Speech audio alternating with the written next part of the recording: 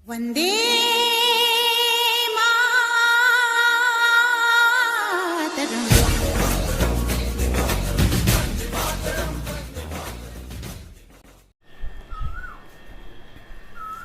Hi everyone, this is Nihal, you watching your channel Kalam ko सलाम।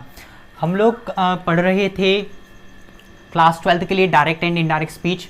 कुछ दिनों से आप लोगों के लिए लेक्चर नहीं आ रहे थे, तो चलिए इसको कंटिन्यू करते हैं। डायरेक्ट एंड इनडायरेक्ट स्पीच पढ़ रहे थे। एक लेक्चर इसमें हो चुका था, मैंने आपको इंट्रोडक्शन के बारे में बताया था। हाँ, वैसे तो 2 लेक्चर हो चुके थे, लेकिन इससे पहले वाले लेक्चर में हमने बात की थी कि डायरेक्ट एंड इनडायरेक्ट स्पीच होती क्या है। मैंने आपको सेंटेंस को पढ़ना सिखाया था, इन्वर्टेड कोमा के बारे में बताया था। चलिए हम आगे चलते हैं।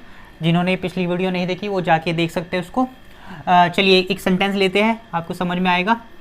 मैं लिखता हूँ यहाँ पे, ये लिखा है हमने John, JOHN, John says comma inverted coma start ही plays cricket, CRICKET full stop inverted comma close. ये लिखा है John says comma inverted coma start ही प्लेज क्रिकेट। जॉन कहता है वह क्रिकेट खेलता है। जॉन कहता है वह क्रिकेट खेलता है। इसको पढ़ने का तरीका, John says comma inverted coma start ही plays cricket full stop inverted comma close, full stop inverted comma close. तो ऐसे हम इसको पढ़ते थे। अब देखिए कुछ हम आगे बढ़ते क्या करने वाले हैं।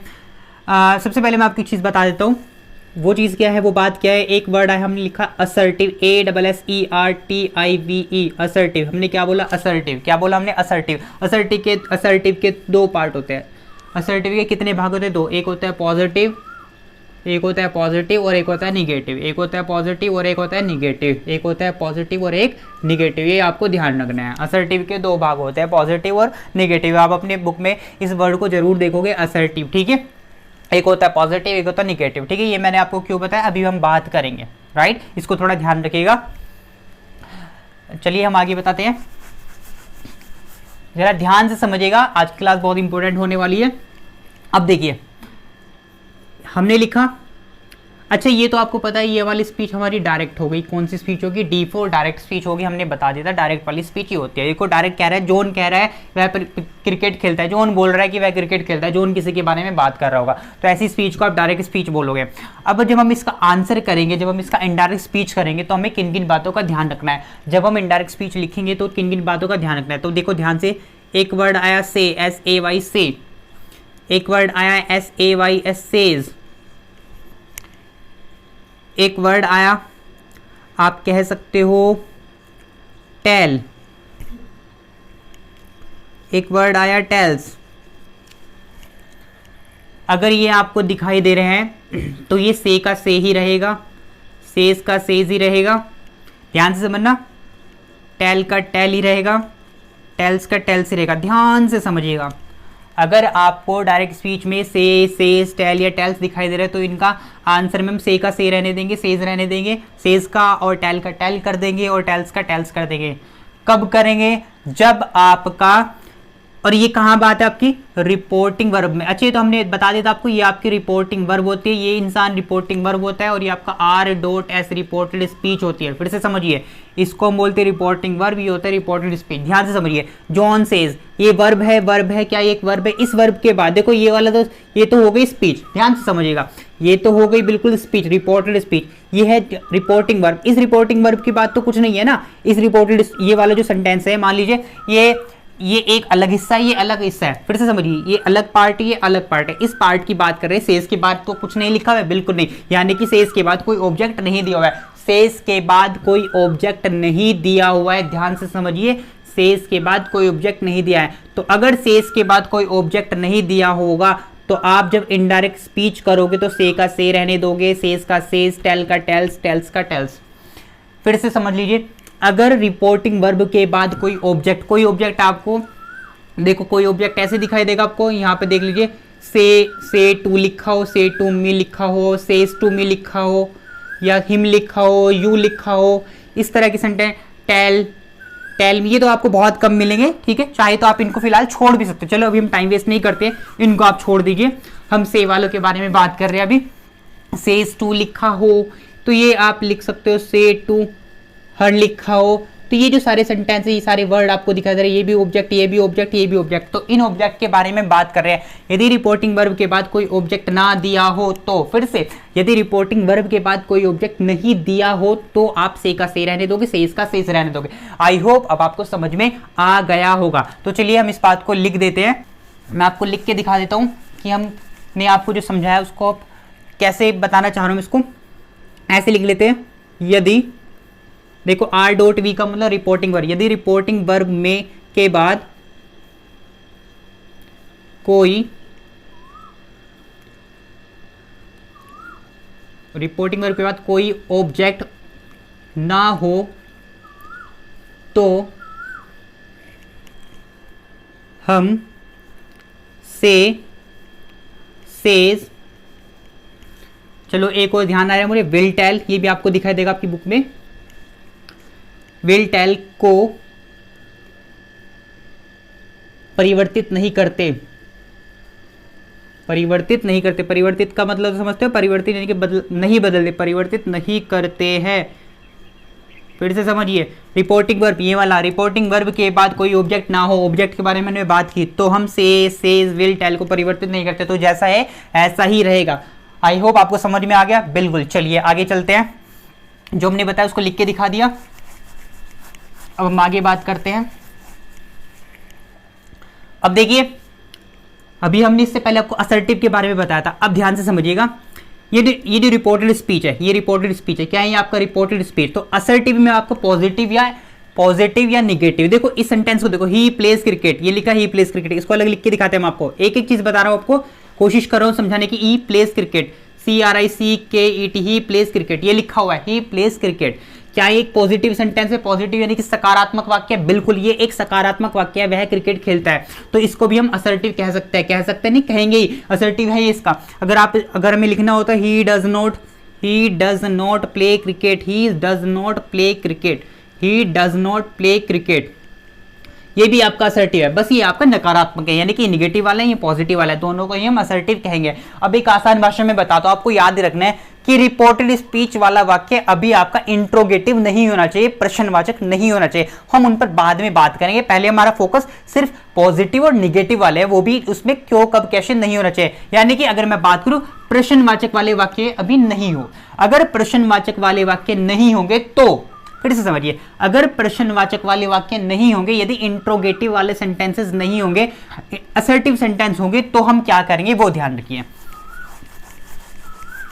यदि आपका रिपोर्टेड स्पीच वाला वाक्य असर्टिव हो तब आप क्या लिखोगे? देखो ये है आपका इन्वर्टेड कोमा, क्या बोलते हैं इसको? Inverted coma, inverted commas, COMMAS, inverted commas. इसको आप बदल दोगे दैट में, काहे में बदल दोगे? दैट। ये हम आंसर लिखना सीख रहे हैं पहले।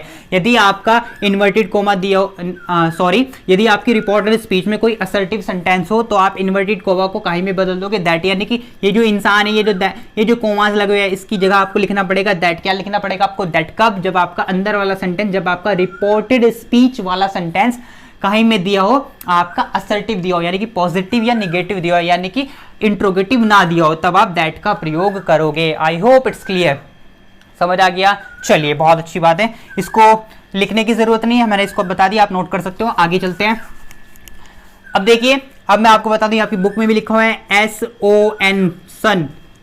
SON, सन। सन का मतलब क्या होता है? बेटा या बेटी? बिल्कुल बेटा होता है। सन का मतलब क्या होता है? बेटा। सन का मतलब बेटा।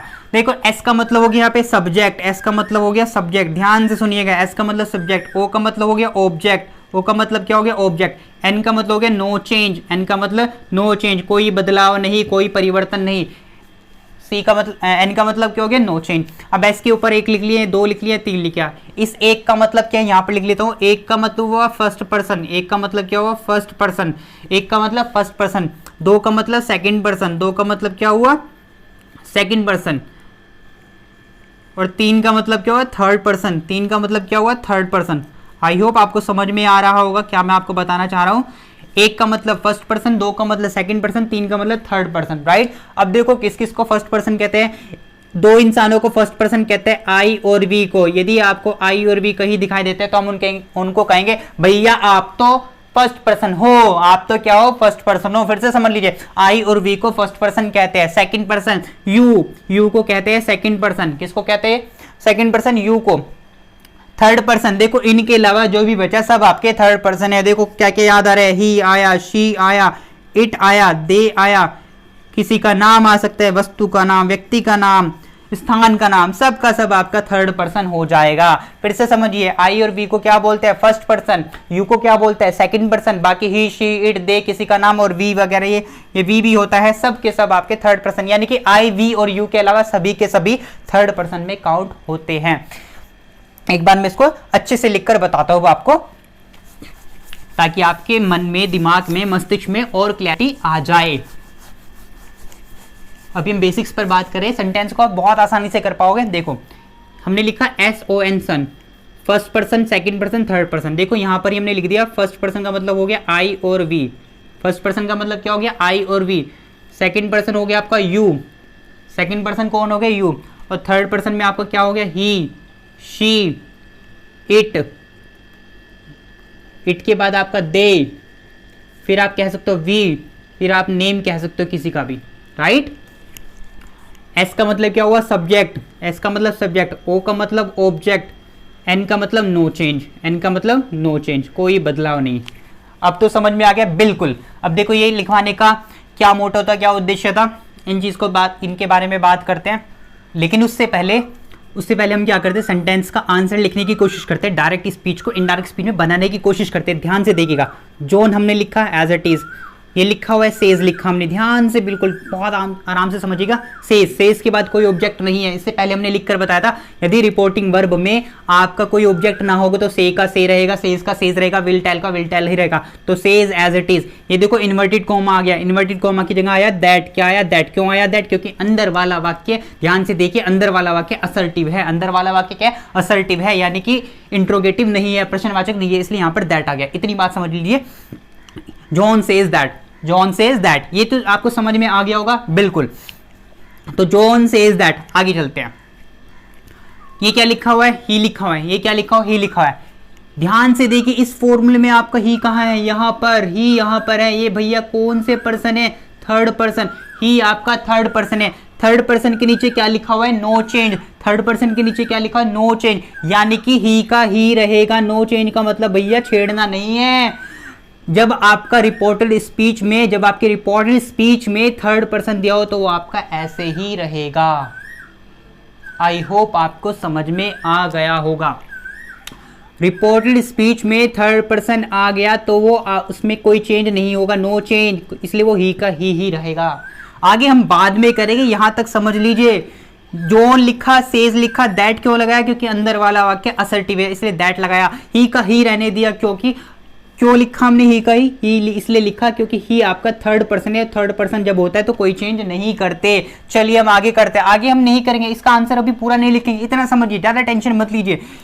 जब आप चीजें समझने लग जाओगे तो आपके मन में और क्लियरिटी आ जाएगी, मन में, मस्तिष्क में, माइंड में, जो भी आप समझ सकते हो।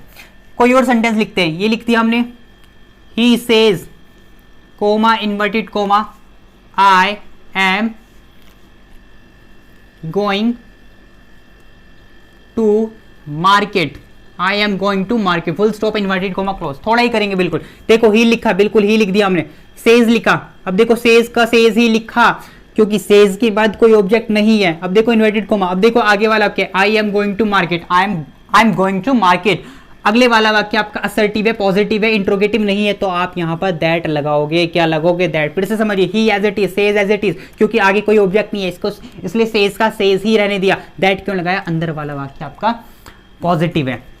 अब देखिए ये क्या लिखा है, ये आई लिखा है। आई कौन सा पर्सन होता है, ध्यान से, SON 1 2 3, आई है फर्स्ट पर्सन। आई क्या है, फर्स्ट पर्सन। एस के नीचे क्या लिखा हुआ था, सब्जेक्ट। एस के नीचे क्या लिखा हुआ था, सब्जेक्ट। अब ध्यान से सुनिए, आई का चेंज हम करेंगे सब्जेक्ट को देखकर, आई का चेंज करेंगे सब्जेक्ट को देखकर। सब्जेक्ट कौन सा, ये वाला। सब्जेक्ट कौन सा, ये वाला। ये वाला क्यों, ये वाला क्यों नहीं, ये तो खुद एक सब्जेक्ट है, इसलिए इसके बारे में बदलाव करना है, तो इसके बारे में बदलाव किसी और को देखकर करना पड़ेगा। फिर से समझिए, आई आपका क्या है, फर्स्ट पर्सन है, फर्स्ट पर्सन का बदलाव करेंगे सब्जेक्ट को देखकर। ये रहा आपका सब्जेक्ट, ये रहा आपका सब्जेक्ट। ध्यान से समझिए, यही बात है। बाकी तो सेंटेंस बहुत ईजी है, बहुत जल्दी जल्दी करने वाले हैं हम, ये चीजें समझ लीजिए। आई का हमने, आई आई को हम यहाँ पर क्या लिखेंगे वो पता लगेगा। आई आपका कौन सा पर्सन, आप कहोगे ये तो आपका फर्स्ट पर्सन है। अगर आपका फर्स्ट पर्सन है तो फर्स्ट पर्सन का चेंज आप सब्जेक्ट को देखकर करेंगे। सब्जेक्ट कहाँ का, रिपोर्टिंग वर्ब वाला, यानी कि रिपोर्टिंग वर्ब के पहले जो सब्जेक्ट लिखा है उसको देखकर आप चेंज करोगे। यहां पर क्या लिखा ही, तो ये आपका ही हो जाएगा। ये नहीं लिखना, अब ये लिखना है, क्योंकि इसका हमने बदलाव कर दिया इसको देखकर क्यों किया, क्योंकि ये सब्जेक्ट है, तो सब्जेक्ट हो गया तो कौन सा बहुत बड़ा काम हो गया, जी हाँ बहुत बड़ा काम हो गया, क्योंकि आई का चेंज हम सब्जेक्ट को देखकर करेंगे, क्योंकि आई एक आपका फर्स्ट पर्सन है, इसलिए यहां पर ही कर दिया हमने। आई होप बातें क्लियर हो रही होगी। चलिए आगे चलते हैं, बिल्कुल आगे। ये अभी हम पूरा नहीं करेंगे, यहां तक समझने की कोशिश कीजिए। कुछ और लिखते हैं, हमने लिख दिया यहां पर दे, से, coma inverted coma start, you were playing, तुम खेल रहे थे, full stop inverted comma close. फिर से आंसर कीजिए, दे लिख दिया हमने, बिल्कुल से एज इट इज, क्योंकि से के बाद कोई ऑब्जेक्ट नहीं है।